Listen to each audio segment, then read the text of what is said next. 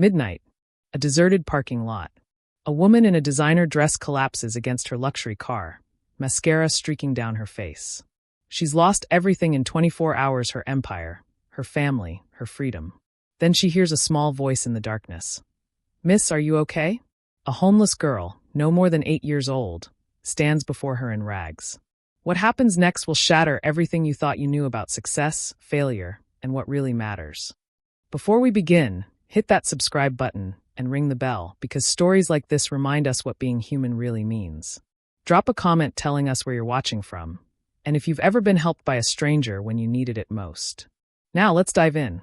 The parking garage was almost empty at midnight. Dim fluorescent lights flickered overhead, casting strange shadows across rows of concrete pillars. Most of the office building had been dark for hours. The cleaning crews had finished and gone home. Only one car remained on the third level, a sleek silver Mercedes-Benz that cost more than most people earned in 5 years. Victoria Chun sat on the cold concrete floor, leaning against the driver's side door. She was 38 years old. Her black cocktail dress, which had cost $8,000 that morning, was now wrinkled and stained. Her designer heels lay discarded 3 feet away. Her perfectly styled hair, the kind that required a $200 salon appointment, hung loose and messy around her shoulders. Mascara streaked down her cheeks in dark rivers. She'd stopped trying to wipe the tears away an hour ago. 24 hours earlier, Victoria Chun had been untouchable. The founder and CEO of ConnectHub, the fastest-growing employment app in the country. Forbes had called her the tech visionary under 40. Her company was worth $1.2 billion. She had a penthouse overlooking the bay, a husband who smiled for the cameras, and a daughter in an elite boarding school who texted her twice a month. She'd had everything money could buy. Everything except a conscience, apparently. The federal investigators had been building their case for 8 months. Securities fraud, data manipulation, selling user information to the highest bidder, lying to investors about profit margins. Victoria had known it was risky. She'd told herself everyone cut corners in Silicon Valley. That's how you scaled. That's how you won. Except she hadn't won. At 9 in the morning, federal agents had walked into her office with a warrant.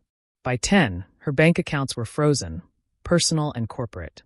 By noon, her husband had texted her, "I'm filing for divorce.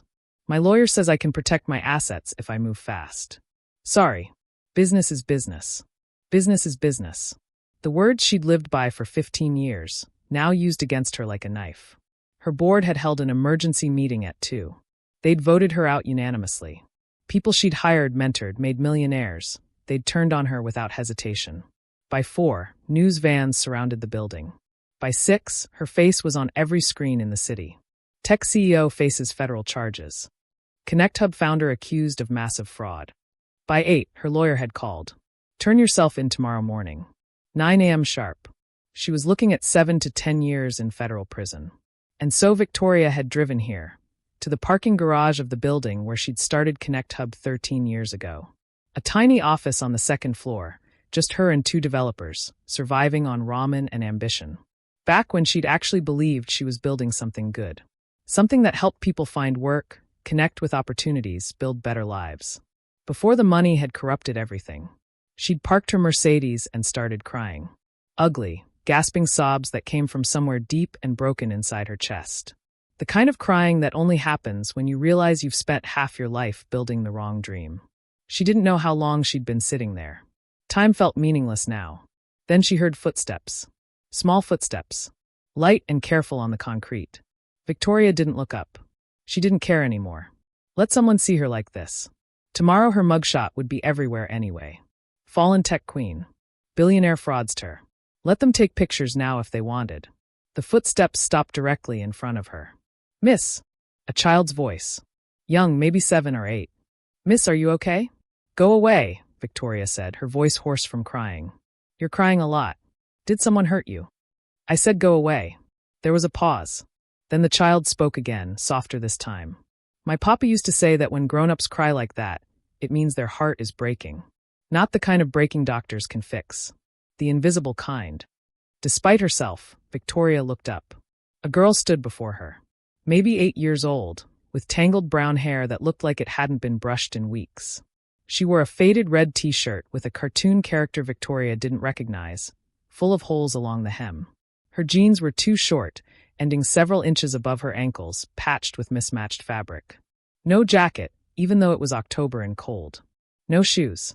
Her bare feet were dirty against the concrete, her toenails black with grime. A homeless child. Here. In a private parking garage that required a key card to access. Your papa was right, Victoria heard herself say. My heart is breaking. But you can't help with that. Nobody can.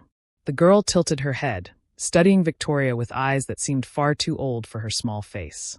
You're wearing a really fancy dress and sitting next to a really fancy car. But you're crying on the floor. So I think maybe being rich didn't make you happy. Victoria let out a bitter, broken laugh. I'm not rich anymore. I lost everything today. My company. My money. My family. Everything. Everything? The girl asked, stepping closer. Do you still have your arms and legs? What? Your arms and legs. You still have them, right? They still work. Yes, but that's not. And you can see me and hear me talking? Yes, but. Then you didn't lose everything, the girl said matter-of-factly. You lost some big things. Important things, maybe. But not everything. She paused, and something painful flickered across her face. I lost my papa 3 months ago. He got sick and died in 4 days. That's losing everything that matters. Money isn't everything. The simple truth of it hit Victoria like a physical blow. This child, this homeless, barefoot child who probably hadn't eaten a proper meal in days, was trying to comfort a disgraced millionaire. And somehow, impossibly, it was working. I'm sorry about your papa, Victoria whispered. The girl shrugged, but Victoria could see tears gathering in her eyes. Me too. But he taught me to be kind before he died.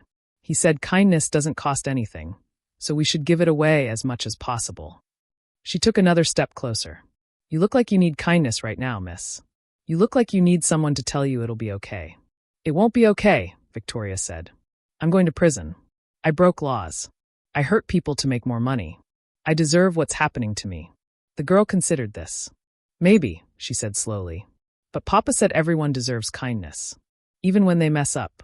Especially when they mess up, because that's when they need it most.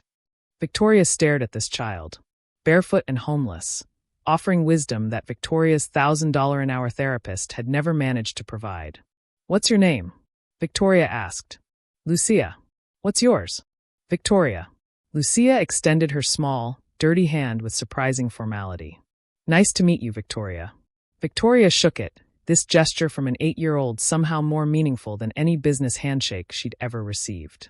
Lucia studied Victoria's tear-stained face, her slumped shoulders, the absolute defeat radiating from every part of her. Then, with the directness only children possess, Lucia asked 4 words that would change everything. Can I hug you? Victoria blinked, her mind struggling to process the question. What? You look like you need a hug, Lucia said simply. Can I give you one? When was the last time someone had offered Victoria a hug? Her husband, ex-husband now, hadn't touched her with affection in years.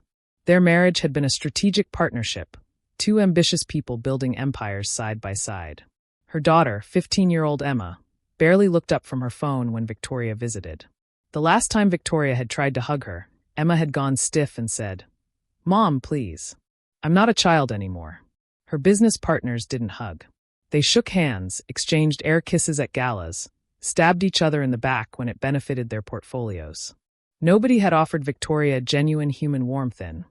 She couldn't remember how long. Victoria's voice cracked. Yes, you can hug me. Lucia stepped forward and wrapped her thin arms around Victoria's neck. The girl smelled like the street, unwashed, the scent of someone who slept outside, of clothes worn too many days without cleaning. Her faded red shirt was rough and threadbare against Victoria's expensive dress. And Victoria completely shattered. She pulled this tiny homeless child close and sobbed. Deep, wrenching sobs that came from 15 years of emptiness disguised as success. From 1,000 compromises that had seemed small at the time, but had added up to a corrupted soul. From nights spent chasing numbers on screens instead of reading bedtime stories to her daughter. Lucia just held on. Patient. Steady. This 8-year-old offering comfort to a 38-year-old woman who'd lost her way. It's okay, Lucia whispered. Papa used to say that crying washes the hurt out, like rain cleaning the streets after a long, dusty day. They stayed like that for several minutes, the broken tech CEO and the homeless child clinging to each other in an empty parking garage at midnight. Finally, Victoria's sobs quieted. She pulled back, wiping her eyes with her hand, not even caring that she was smearing $800 makeup across her face. "Thank you," she said, her voice raw. "Thank you, Lucia." "You're welcome." Lucia studied her with those two old eyes. "Are you going to be okay?" "I don't know," Victoria admitted. "I have to turn myself in to the police tomorrow morning.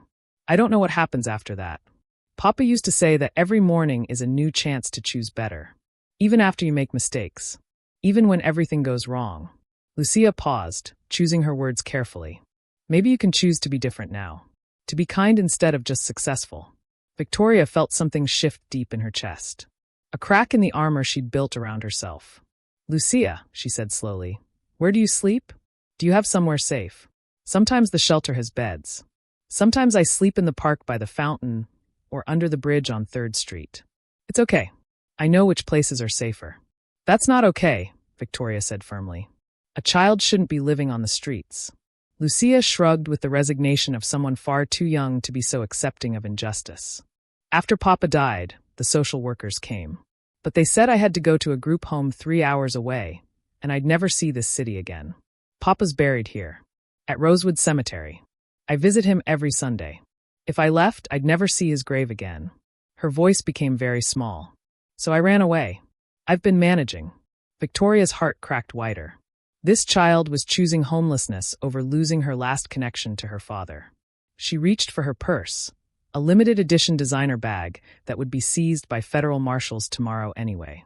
Her wallet still had cash in it.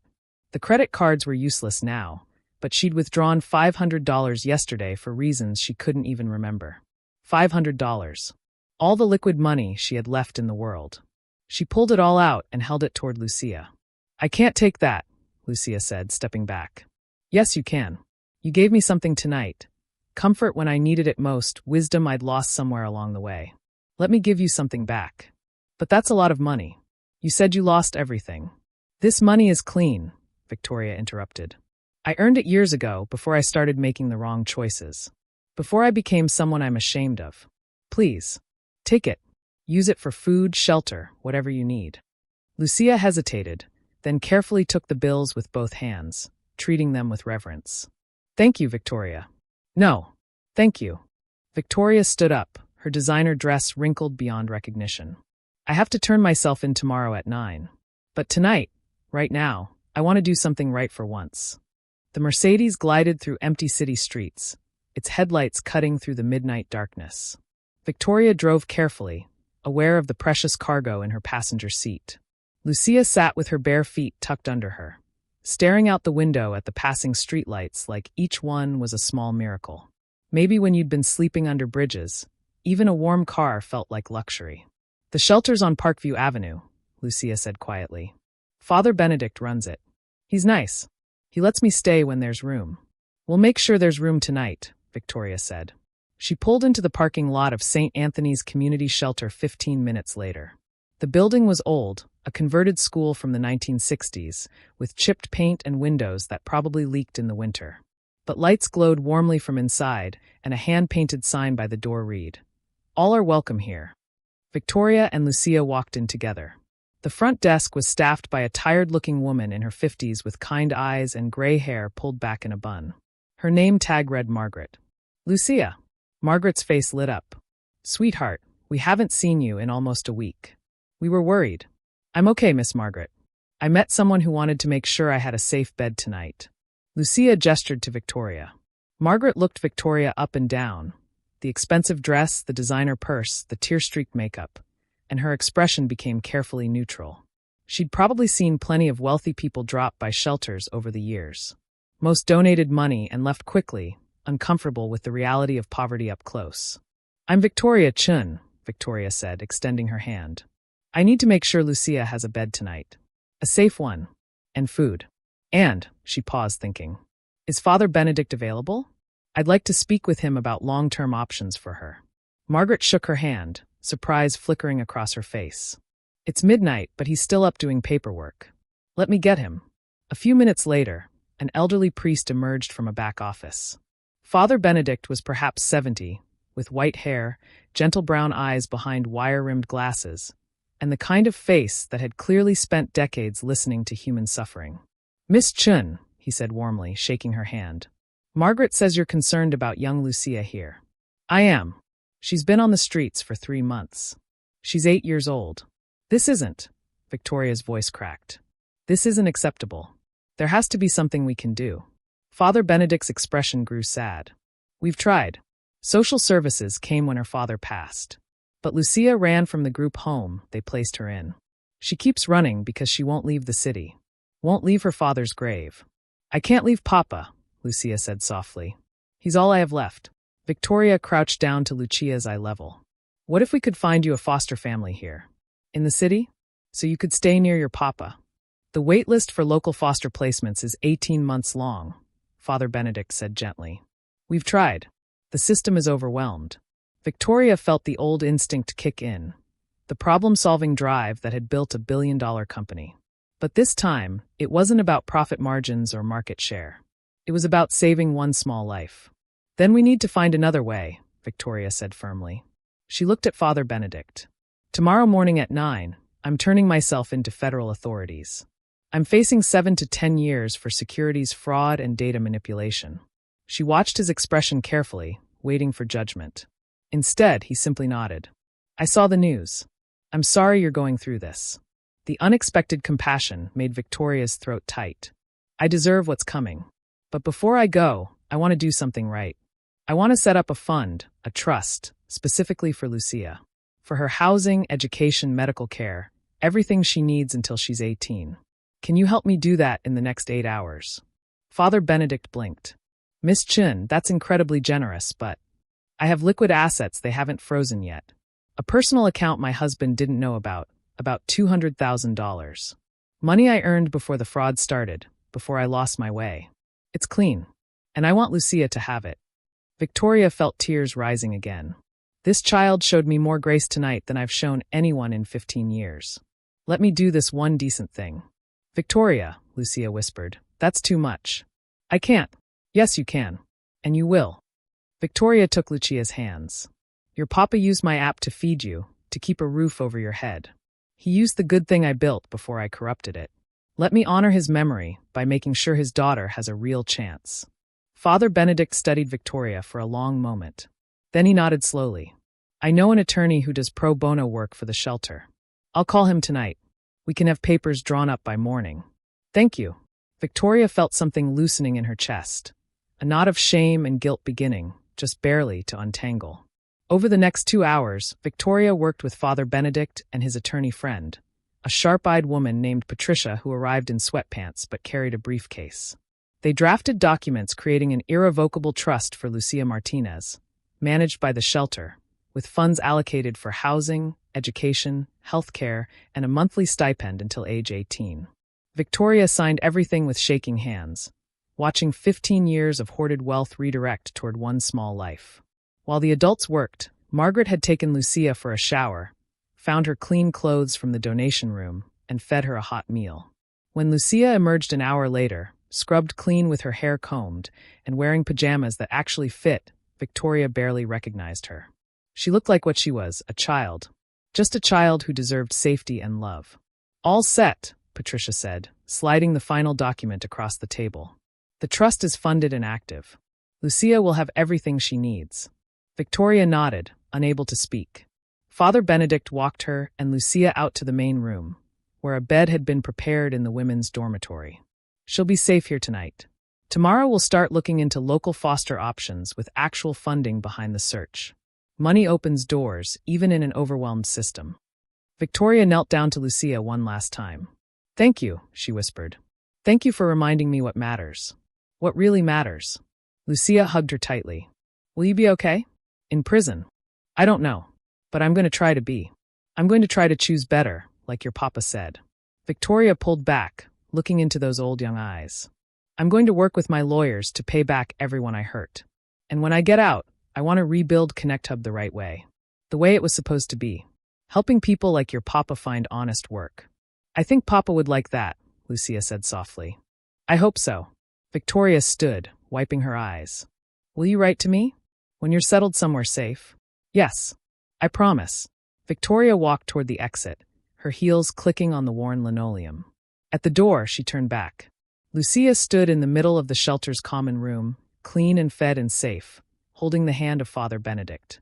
A child who'd spent 3 months sleeping under bridges, now about to have a real future. A child who'd saved a millionaire by offering a hug. Lucia, Victoria called. Yes, your papa was right. Kindness doesn't cost anything, but it's worth more than all the money in the world. Lucia smiled, a real, genuine smile. I know. 6 months later, the Federal Correctional Facility was nothing like Victoria had imagined. Colder, louder, more soul-crushing in its routine sameness. But Victoria had changed. She spent her days in the prison library, teaching computer literacy to other inmates. Women who'd never used a spreadsheet, never written code, never imagined they could build something digital. Victoria taught them. Patiently, without judgment, the way she wished someone had taught her before ambition had poisoned her. The administration had approved a small program, Tech Skills for Reentry. Victoria ran it 3 times a week. Former addicts, thieves, fraudsters like herself, all learning to code, to design, to create instead of destroy. It wasn't Connect Hub, but it was something real. Today, mail call brought a letter on notebook paper, handwriting careful and young. Dear Victoria, I'm writing from my new home. Father Benedict found me a foster family, Mr. and Mrs. Reeves. They're older, Mrs. Reeves is 52, and their own kids are grown up. They live only 20 minutes from Rosewood Cemetery, so I can visit Papa every Sunday like always. I have my own room. It has yellow walls and a window with curtains that have butterflies on them. I've never had my own room before. I started at a new school. It's hard because I missed a lot, but I have a tutor 3 times a week. The trust pays for it. Thank you. My teacher says I'm catching up fast. I like reading the most. We just finished a book about a girl who travels through time. Father Benedict says you're teaching other people in prison. Papa would say that's choosing better. I'm proud of you. I miss you. Please write back. Love, Lucia. Mrs. Reeves says when you get out, you can come to dinner at our house if you want. Victoria read the letter 3 times, tears streaming down her face in her small cell. She'd lost everything, her company, her wealth, her freedom, her old life. But she'd gained something infinitely more valuable. Purpose. Real purpose. The knowledge that one life saved, one child protected, one moment of genuine kindness. These things mattered more than any quarterly earnings report ever had. She picked up her pen and began writing back. Outside her cell window, the sun was setting, painting the sky in shades of orange and gold. Tomorrow she'd teach her class again. Next month, her first restitution payment would go to the investors she'd defrauded. In 5 years, if she kept choosing better, she might earn early release. And when she got out, she'd rebuild Connect Hub. Not for profit this time. As a nonprofit. Actually helping people find honest work, the way it was supposed to help. The way it had helped Lucia's father. All because a homeless girl had asked 4 simple words. Can I hug you? In that hug, in that moment of radical grace, Victoria Chen had found what 15 years of success never gave her. Redemption. And the understanding that true wealth isn't measured in bank accounts. It's measured in lives touched. In kindness given. In choosing every single day to be better than you were yesterday. Even when you're broken. Especially when you're broken. Because that's when choosing better matters most. If this story moved you, don't stay silent. Hit that like button if you believe broken people can still do beautiful things. Comment below. Have you ever received kindness when you least deserved it? What does real wealth mean to you? Have you ever been changed by an unexpected encounter with a stranger? Subscribe because we share stories that remind us being human is worth more than being successful. Stories that show us it's never too late to choose differently. Your next chapter starts with the choices you make today. What will you choose? Turn on notifications so you never miss a story that might change how you see the world. Share this video with someone who needs to remember that redemption is always possible. Thank you for being here. Thank you for believing that broken people can still create beauty. Until next time, choose kindness. Choose better. Choose love.